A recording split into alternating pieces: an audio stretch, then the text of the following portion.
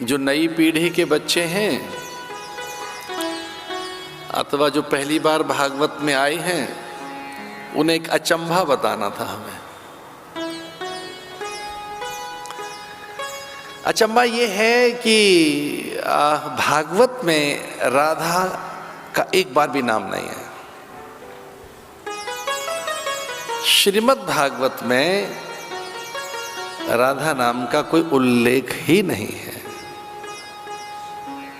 तो जितने बार भी राधा का उल्लेख आया है उतने बार संकेत में आया है, प्रतीक में आया है, रहस्य के अंदर आया है, सीधे सीधे नहीं आया। जैसे कि हम अपने देह के प्राण नहीं देख पाते, हम सांसों को अनुभव तो करते हैं, देख नहीं सकते। पाचक रसों के बिना हमारा भोजन पचता नहीं, तो हम पाचक रस भी कहां देख पाते। हम मन कहां देख पाए अपना, हम बुद्धि कहां देख पाए, अपनी इंद्रियों में जो संवेदांग शक्ति है उसे भी हम कहां देख पाते। जो संवेदांग हैं वो भी हमें अनुभव नहीं आते। इसे जो देह है वही दिखाई देती है। अस्थि कभी कभी दिखाई दे सकती, अस्थि माने हड्डियां, हमें तो चर्म ही दिखाई देता है। हम केवल नेत्र की पुतलियों की तो देख पाते हैं, पर जो उसके पीछे देख रहा है, हम स्थूल कान को ही तो देख पाते हैं, पर जो कान से सुन रहा है, ऐसे इंद्रियों के स्वामी मन को देख नहीं पाते। जो निर्णय करती ऐसी बुद्धि उसे देख नहीं पाते। हम अपनी चेतना से भी अपरिचित हैं। और हां, हम आत्मा को भी नहीं देख पाते।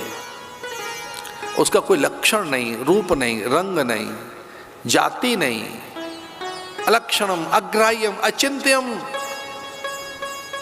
अपउपदेश्यम, उसका उपदेश भी नहीं किया जा सकता। उसे शब्द परिधि में बांधा नहीं जा सकता। वो मन बुद्धि और चित्त चेतना प्रकृति की परिधि से पृथक की सत्ता है। जो आत्मा है वो आत्मा शरीर मन बुद्धि से पृथक की सत्ता है। इसलिए एक बहुत ही अचंभित करने वाली बात सुनाएंगे हम आपको। राधा का नाम भागवत में नहीं है। राधा नाम कोई भागवत में नहीं, कहीं उल्लेख नहीं। फिर ये सब क्या है? ये राधा गोविंद क्या है? फिर ये राधा माधव क्या है? ये राधे श्याम क्या है? फिर हाँ, अन्य ग्रंथों में बहुत है और भागवत में है तो प्रतीकात्मक है, बिंब हैं, संकेत हैं, रहस्य हैं। जैसे मैं अभी आपसे प्रार्थना कर रहा था कि देह तो दिख सकती है, कई बार अस्थि नहीं दिखती। अस्थि भी दिख सकती है तो मज्जा अथवा वो मैद अथवा धातुएं, पाचक रस हमें नहीं दिखाई देते, अथवा मन बुद्धि और आत्मा से हम परिचित नहीं होते। ठीक उसी प्रकार एक बार देवता जिद करने लगे और भगवान को घेर कर बैठ गए। ऐसा तब होता है जब माता पिता अत्यंत प्रसन्न हो। जब माता पिता अत्यंत प्रसन्न होते हैं तब उनकी संतानें उनसे अधिक प्राप्त कर लेती हैं, न केवल धन, अनुभव भी। प्राय तो ऐसा ही होता है, माता पिता अत्यंत प्रसन्न हैं तब संतानें जानती हैं कि धन कब लेना है इनसे। और प्राय धन नहीं, अनुभव भी, उनके आशीष भी, उनका अनुग्रह भी, उनकी सकल अनुकूलताएं भी। तो माता पिता अगर प्रसन्न मुद्रा में, उनके चित्त में कोई म्लानता नहीं है, संतानों के अनुशासन से अभिप्रेरित होकर वे प्राय संतानों को अपना सब कुछ सौंप देती हैं। ठीक उसी प्रकार एक बार भगवान अत्यंत प्रसन्न मुद्रा में जब दिखे तो ये बात महादेव को कही इंद्र ने, यम वरुण कुबेर ने, सनकादिक और नारद ने कि हे महादेव, भगवान नारायण अत्यंत प्रसन्न हैं, इस समय आनंदातिरेक है और हमें एक प्रश्न करना था उनसे, आपकी उपस्थिति चाहिए। तो महादेव की उपस्थिति प्राप्त हो गई। चतुरानन को भी वो ऐसा लगा कि कोई कौतुक होने वाला है, तो ब्रह्मा भी वहां पधार गए और भगवान नारायण बड़े आनंद में थे।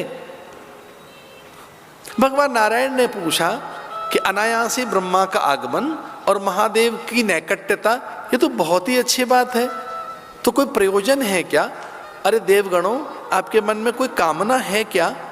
और तब सहसा इंद्र ने बहुत विनय के साथ, उनकी विनय ऐसी थी कि प्रदक्षिणा करने लगे, भगवान के पाद प्रक्षालन करने लगे, चरणों में शीश रख दिया इंद्र ने और कहा, हाँ आज कुछ मांगेंगे नहीं, आज तो आपको कुरेदना चाहते हैं, आपके रहस्य को, आपके तत्व को, आपकी मूल सत्ता को, निजता को, आपकी व्यक्तिकता को, आपके सकल अस्तित्व में जो मूल माधुर्य है उसका परिचय लेना है हमने।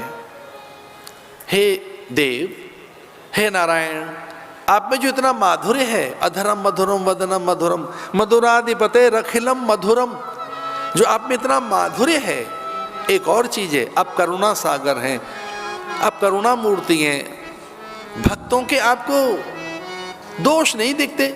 श्रीनाथ जी में रहकर आप आधी आंखें खोलकर बैठे, केवल गुण ही देखते। जगन्नाथ बनकर आप दूसरों के पाप नहीं देखते, अपना सर्वस्व सौंप देते। मुक्तिदाता है नारायण, आप में मोद, माधुर्य, मांगल्य, करुणा, प्रेम और अनन्य प्रीति भक्तों के लिए, हम उसके दर्शन करना चाहते हैं। हम मूलतः आपका स्वभाव देखना चाहते हैं, हम आपके स्वभाव के दर्शन करना चाहते हैं।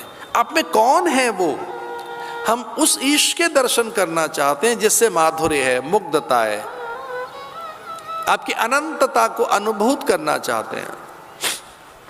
तो हे देव, हमें अपनी निज सत्ता के मूल तत्व के दर्शन करा दीजिए।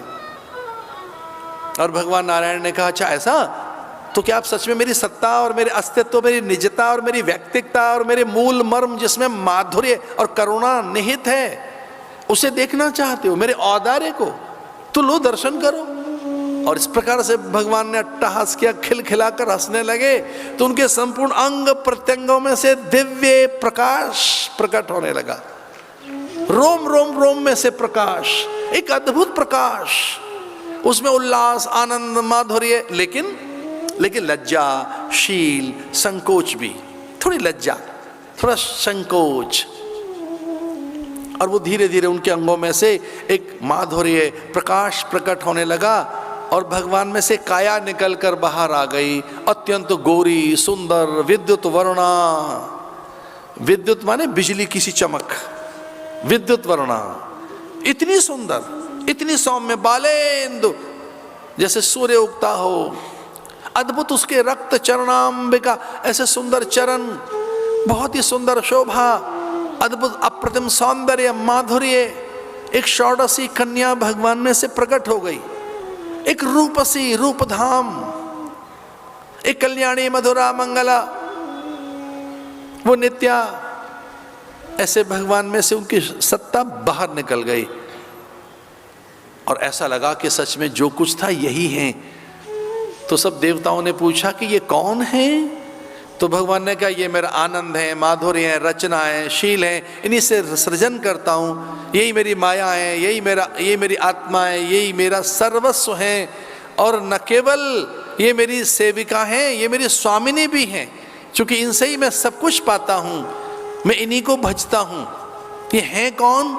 तो उन्होंने कहा, ये ललिता राजेश्वरी पराम्बिका, ये जो परासत्ता हैं, ये मेरी आराध्या भी हैं, ये मेरे भीतर भी रहती हैं, पर इनका नाम क्या है? तो भगवान ने कहा, इनके बिना मैं आधा हूं, इसलिए ये राधा हैं, ये राधा हैं, राधा,